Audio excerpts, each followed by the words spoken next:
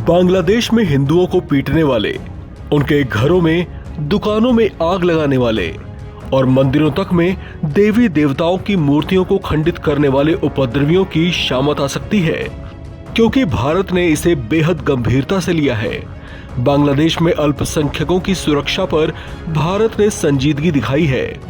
हिंदुओं के साथ हुई बर्बरता की यूएन ने निंदा की है, तो वहीं अमेरिका से लेकर रूस और यूरोपीय देशों में रह रहे हिंदुओं ने भी कड़ा विरोध जताया है।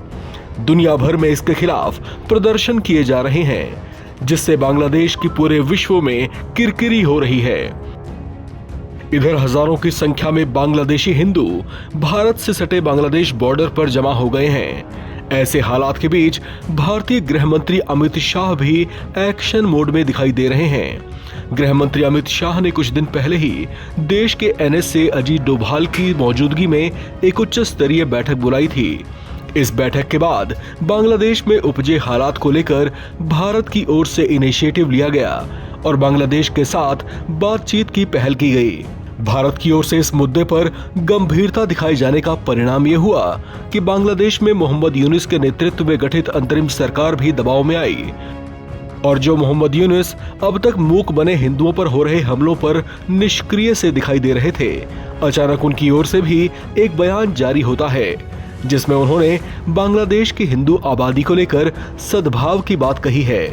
उनके बयान को हालांकि मौके की नजाकत और जरूरत कहा जा रहा है, लेकिन दबाव में ही सही उन्होंने बांग्लादेश की बहुसंख्यक मुस्लिम आबादी को इस बात का एहसास कराने की कोशिश की है कि बांग्लादेश के गठन में हिंदू और दूसरी अल्पसंख्यक आबादी के योगदान को नहीं भुलाया जा सकता।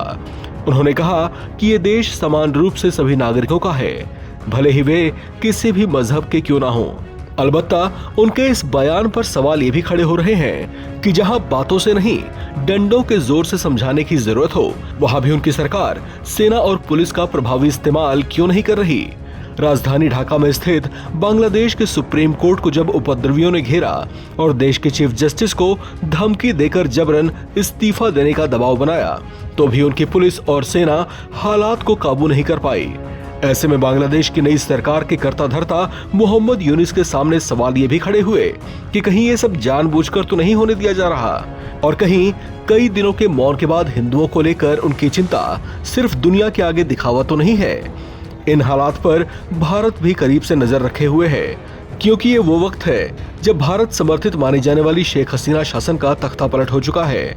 ऐसे में बांग्लादेश की नई सरकार के साथ भारत के संबंधों का कूटनीतिक भविष्य कैसा होगा, भारत इस नजरिए से भी सोच विचार कर आगे बढ़ रहा है। हालांकि बांग्लादेश में अल्पसंख्यकों के साथ हो रहे अत्याचार पर सख्त रवैया दिखाते हुए भारत ने कहीं न कहीं बांग्लादेश की नई सरकार को अपना स्टैंड क्लियर कर दिया है।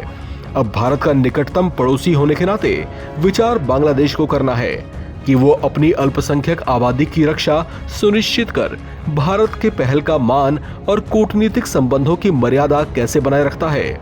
उसकी ओर से अगर कोई चूक होती है तो संभावना है कि वो भारत को नाराज कर दे, जो शायद वो करना ना चाहे। इस खबर में फिलहाल इतना ही। बाकी अपडेट्स के लिए आप बने रहें एनबीटी ऑनलाइन के साथ।